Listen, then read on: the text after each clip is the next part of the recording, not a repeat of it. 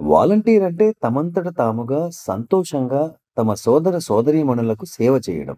ధ్యాన స్థితిలో ఉండి సేవ చేయడం. సోదర సోదరీమణులు ధ్యానంకే కూర్చుని ఉంటారు.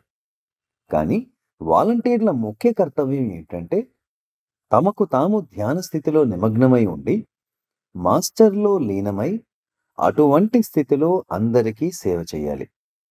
వాలంటీర్ వర్క్ అంటే అది. అందరినీ ఆహ్వానించటం వారి బాధ్యత.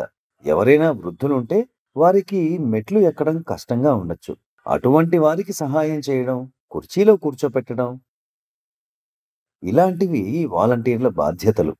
ये सब अपनी जिम्मेदारियां हैं।